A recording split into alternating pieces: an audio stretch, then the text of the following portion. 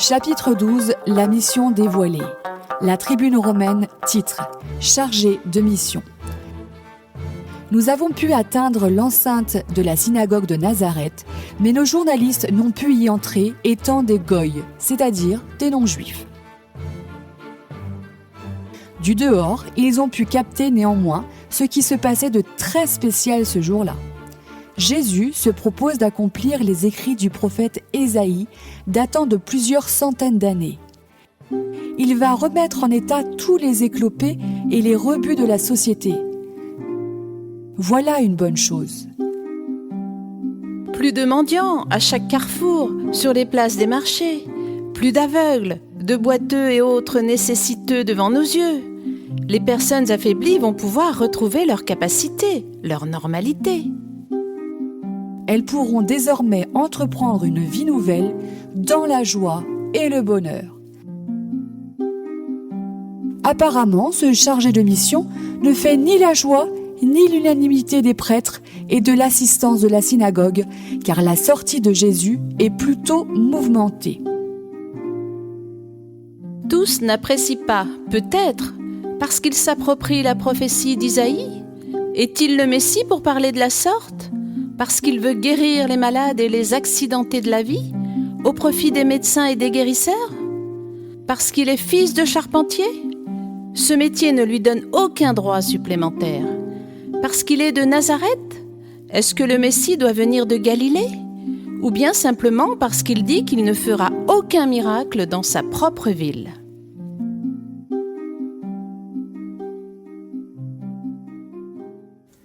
Chapitre 12. La mission dévoilée. L'Observatoire de Jérusalem titre « Mission impossible ». Un jour de sabbat, apparemment pas comme les autres, dans la synagogue de Nazareth. La salle est comble. Un invité de marque dont la réputation commence à attirer les foules est présent. Jésus.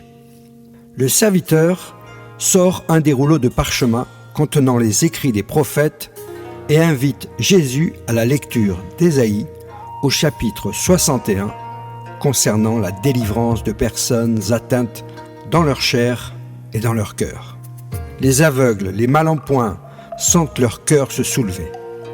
Après avoir terminé la lecture du prophète à haute voix, Jésus roule le livre et le remet au serviteur.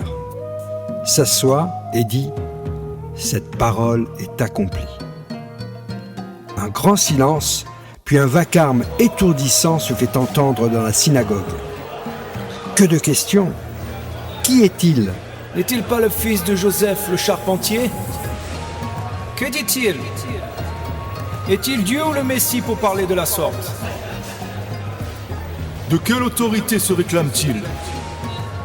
Qui peut faire des miracles, guérir les malades, rendre la vue aux aveugles, faire marcher les boiteux, sinon Dieu? Nous pensons que ce Jésus n'a rien à faire dans la synagogue de Nazareth, car il vient semer le trouble et la division dans le déroulement de nos lectures de la loi et des prophètes.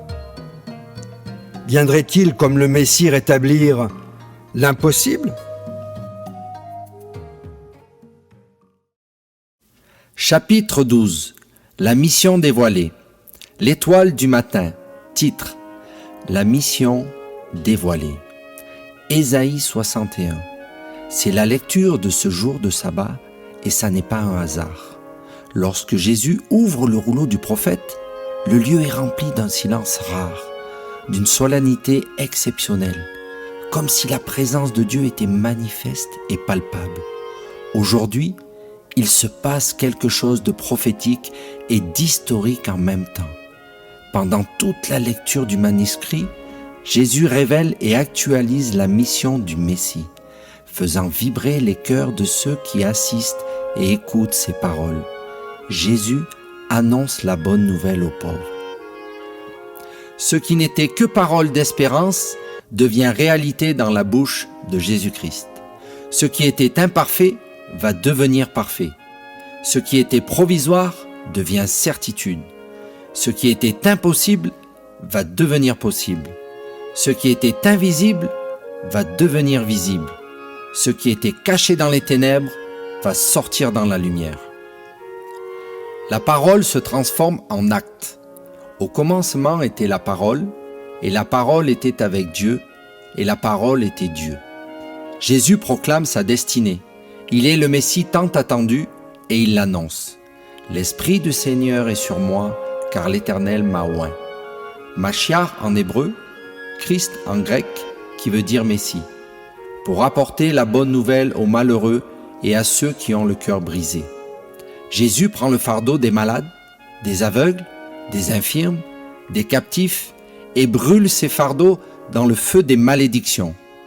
Entendre des paroles de la sorte est un émerveillement venant de la part du Messie qui a le pouvoir de les réaliser. Mais une question se pose et s'impose au fil du temps. L'homme trouverait-il plus son compte dans l'espérance plutôt que dans l'accomplissement de cette espérance?